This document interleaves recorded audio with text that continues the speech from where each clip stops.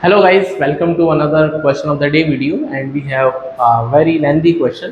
हालांकि छोटा है क्योंकि ये पोर्ट्रेट इसका ज़्यादा हो गया है, आपको देखने में बड़ा लग सकता है बट कंसेप्ट सीखना है इसका, राइट।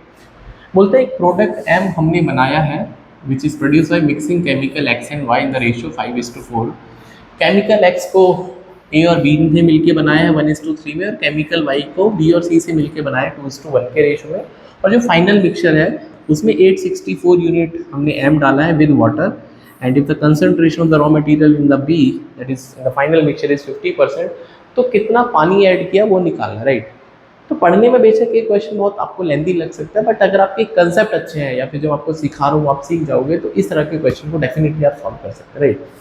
तो बड़ा सिंपल सा लॉजिक है कि एक प्रोडक्ट है एम और इसके दो कंपोनेंट हैं एक्स और वाई, राइट। और x के भी दो कंपोनेंट हैं a और b, और y के दोस्तों दो कंपोनेंट हैं b और c। I believe it is clear. ऐसा ही बोला उसने हमसे। अब उसके बाद फर्दर ये बात बोली गई है कि एक्स वाई का जो रेशियो है 5:4 है, और a और b का जो x में रेशियो है 1:3 का है, और केमिकल y में b और c 2:1 के रेशियो है, राइट। तो ये तो फिलहाल इसकी कहानी है। और उसके बाद ये बोलता है final mixture is prepare by mixing 864 units, मतलब 864 यूनिट्स ऑफ एम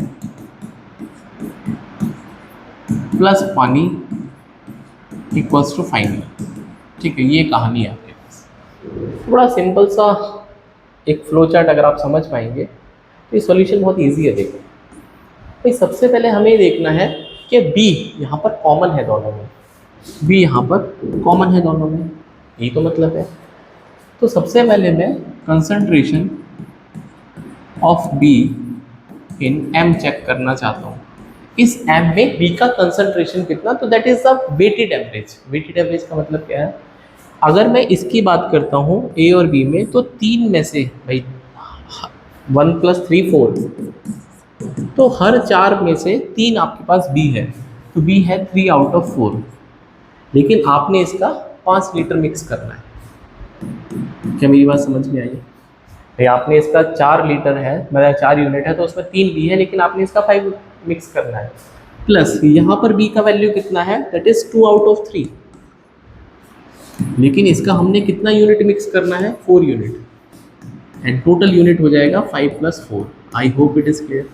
तो ये हो जाएगा 15/4 प्लस 8/3/9, तो 15 × 45 और 8 × 32, ये हो जाएगा 77, और ये हो जाएगा 12 × 108, राइट। मतलब 108 यूनिट अगर टोटल है, ये एम है और ये उसमें बी का वैल्यू है। I hope it is clear, right. मतलब 108 यूनिट अगर आपने एम बनाया है तो उसमें 77 यूनिट बी का वैल्यू है, राइट। बट क्वेश्चन के अकॉर्डिंग एम का वैल्यू जो है वो 864 बनाना है आपको। भाई 864 बनाना है, तो अगर इसमें 864 है तो 8 से मल्टीप्लाई होगा, तो फिर बी भी 8 से मल्टीप्लाई हो जाएगा, तो 77 × 8 भाई 154, 616, तो 616 यहाँ पे बी हो जाएगा। I believe it is clear कि अगर आप फाइनल 864 यूनिट में बी का कंसंट्रेशन चेक करेंगे, उसका वॉल्यूम चेक करेंगे, उसकी क्वांटिटी चेक करेंगे, तो that mean 616 out of 864, right. इसका मतलब अगर मैं यहाँ पर देखता हूँ तो यहाँ पे 616 यूनिट है बी का, और प्लस आपने पानी मिलाया है, राइट। इसको आप ऐसे भी इंटरप्रेट कर सकते हैं। तो ये बोलता है if the concentration of the raw material in the B is 50%। अब ये बड़ा इंपॉर्टेंट है, ये लाइन बहुत इंपॉर्टेंट है। आप सोच के देखो कि बी है आपके पास और उसमें आपने पानी मिलाया है, तो पानी में तो बी नहीं है।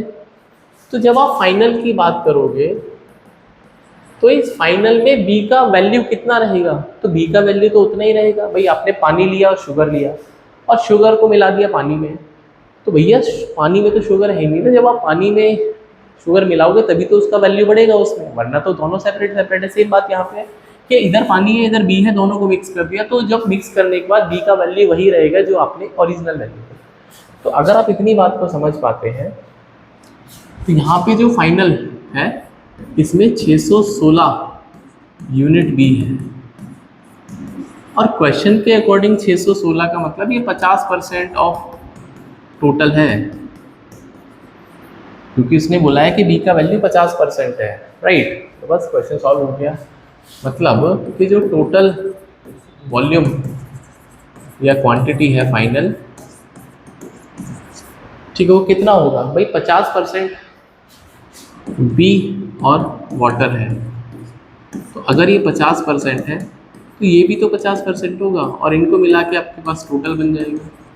तो अगर ये 616 है तो फिर ये भी तो 616 होगा। बिल्कुल सही बात है भाई, 50-50 का मतलब तो इक्वल इक्वल होता है।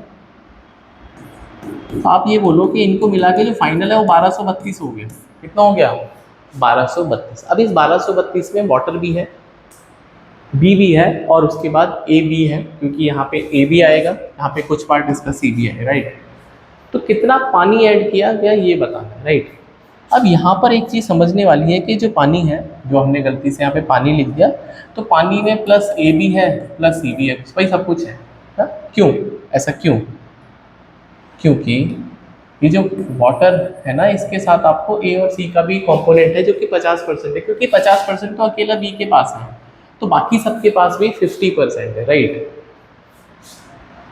तो यहाँ पे बी का अगर वैल्यू 50 है तो टोटल आपके पास आ जाएगा 1232।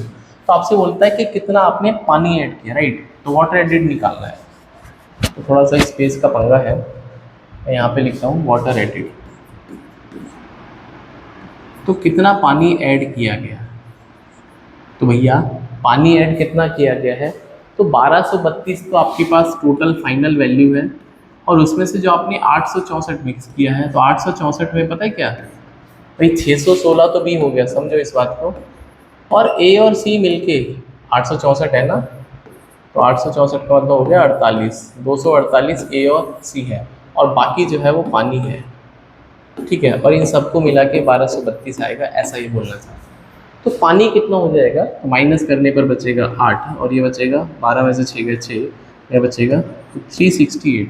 तो 368 इस सवाल का राइट आंसर है। I believe it is clear कि वेटेड एवरेज बहुत ज़रूरी होता है। अगर आपके वेटेड एवरेज के कंसेप्ट क्लियर नहीं है तो आप एलिगेशन और मिक्सचर को हमेशा फेल करेंगे, तो उसके लिए ज़रूरी है आप वेटेड एवरेज को समझो, राइट।